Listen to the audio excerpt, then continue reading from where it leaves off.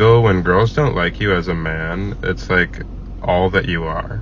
So it's what this guy is saying is really interesting and also super duper true. It's something I learned about masculinities this semester, and it's called homosocial bonding, the platonic social relationships between men. And this homosocial bonding is where men develop their ideas of masculinity and become accepted into manhood. A really important part of masculinity, and probably more so hegemonic masculinity, is the idea of heterosexuality and being able to prove your heterosexuality. A lot of homosocial bonding involves women. So it involves talking about women, it involves picking up women, it involves talking about your sexual conquest with women, all that sort of thing.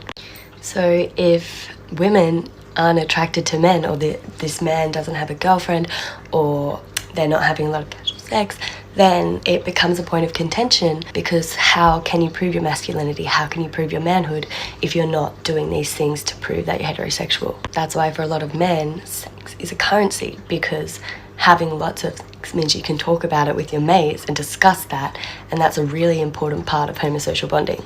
And so having a girlfriend is like the ultimate form of proving your heterosexuality, of proving your masculinity and your manhood. And that's why men will get into relationships with women even if they don't care about them, because they still need to prove to their friends or to the males in their life that they are capable of these relationships and that women are attracted to them and they are masculine and they are a real man. And this guy goes on to talk about how his friends talk to him less, how he feels like they don't respect him as much, how he feels isolated and lonely and horrible. And that makes so much sense. And that's exactly how incels are born. Not that this guy's not an incel at all, but this is how they are made, because not only are they not getting attention from women, incels, but they're not getting attention from their male peers, because they can't get this attention from women and because they can't prove their masculinity through this attention from women. And instead of blaming the men who are, not giving him friendship because he can't prove his masculinity or prove he's a real man, they blame it on women for not being attracted to them. And it just creates such a double-edged sword, because women are a super important part of homosocial bonding because of the heterosexuality, but they are considered a luxury item, but they're also considered trash in some ways. For instance, because is a currency in masculinity. If a woman isn't giving them that, if a woman is teasing them, if a woman does give them that, then they're labeled a, or they're labeled a slut, or they're labeled a prude, and it's so fucked, isn't it? But it's interesting, and I love the points this guy made. All right. So I want you to just rewind that and listen to her over and over and over again. And our society will make so much sense to you. Remember, we've been talking lately about how men don't really fully see us as human. We're commodities, we are accessories. We are objects for them to collect, like Pokemon or Pokemon cards or baseball cards to trade. And they can show their friends, look, I got this variety. I got the cutest one. I got the biggest boob one. I got these from all different nationalities, ethnicities from all over the world, so that they can show off and prove their manhood to other men. She made one point in there about how having a girlfriend is the ultimate act of masculinity. I don't know what it's like in other communities. I know in the Black community, running through women is the ultimate act of masculinity for hypersexualized Black men. So they go and they try to see how many notches they can get on their belt. And then the thing that she said at the end, which was really important, about how if a woman doesn't give it up, so there's this duality, this double-edged sword that they have inside of them, where they want to be able to have the intercourse. They want the girls to be able to like them. This is why I don't pay attention to these guys who are like crying about how women don't like them, because if women did, ladies, you can answer this below. How many of you have given the attention to a man who was a little nerdy or a little corny or not that good looking, or he had some thick bifocals, or he didn't dress quite right, and you still gave him the time of day, right?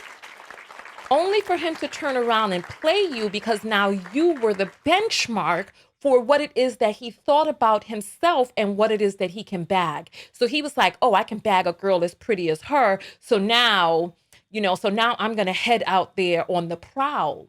And the more women he gets, the less nice he is about it. And all of that fantasizing in his mind about what he would do once he has a girl, it was never for the girl. It was for the accolades of his homies. homosocial bonding. Remember, we've been talking about how many men don't even like women. What they like is being able to accessorize with you. What they like is being able to talk to their boys about their prowess. And this spreads a lot deeper and further than you want to realize, because this spreads into fathers of daughters as well. Because now the game is, let me get as many fathers' daughters as I can through trickery, witchery, it doesn't matter. Tomfool dickery, it doesn't matter. Let me get as many fathers' daughters as I can. And then when you get as a father onto the other end of it, now it's, how do I stop my daughter from getting got? Because you're not really a human, even to your father in some aspects. You are a pawn in a chessboard of life, where the game is how to get this girl got, how to get a girl got. That's the name of the game. And they play this amongst themselves, where you were just a piece, you were just a pawn in their play. This is why some fathers regard their daughters, oh, once I have a daughter, she's never going to date until I'm dead. Because dating is really not for her and the natural progress of her life. Her dating is a reflection on you. This is also part of the reason that they have dowry, and men. Ask any African woman. There'll be some in the comments that'll testify to what it is that I'm saying. The men negotiate the bride price amongst each other, and they pay the bride price to each other. And if something goes wrong, then he asks for a refund from the man. The men do this, and then they trade off the girls in exchange. This is not something negotiated by women. This is not something negotiated by the girl so that she gets the bride price and she puts it inside. She gets the dowry and she puts it inside of her bank account for a rainy day. Yeah, the family can keep the money in case anything goes wrong, but more times than not, that man has spent it. And if anything goes wrong and the man comes back, he will try to convince you to go back to your husband, because he may not have the money to even give back for the bride price, because you've been traded. This is also part of the reason why in the United States, women take the man's last name, and why you become Misters. We think it's Mrs., but it's Misters. You become Misters property, MRS. In other countries, they hyphenate the last name, especially in Latin America. Like when I did my stint in Puerto Rico after the hurricane. If you didn't have your mother's last name attached to yours, there's an ongoing joke. They're like, what's the matter? Your mother didn't love you? Ask any Puerto Rican. Ask them. They're like, what's the matter? Your mother didn't love you? So the joke was so ongoing that I had to start saying the joke, like when I was reading people's names, if they didn't have the hyphenated name. So that is part of the culture in some places where the woman's last name matters. But here in this country, you just completely have to take off your last name, change your ID, and it's such a big deal that there's some men, even men with the names of their masters, the names passed down, where a man of another race took ownership of your ancestors. And this goes for Latinos también. Because if quiet is kept, if you know how a Latino was made, in many of these countries, it was made from an African, an indigenous, and the raping Spaniards, or the French, or the rapers. They raped, right?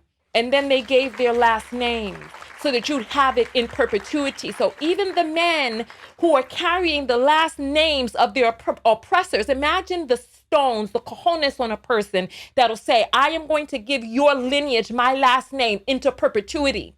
And then that same man will turn around and be like, well, if you don't want to take my last name, then you don't love me, and we can't be a family. Sir, you don't even have your last name. And on that note, listen, I'm out of here.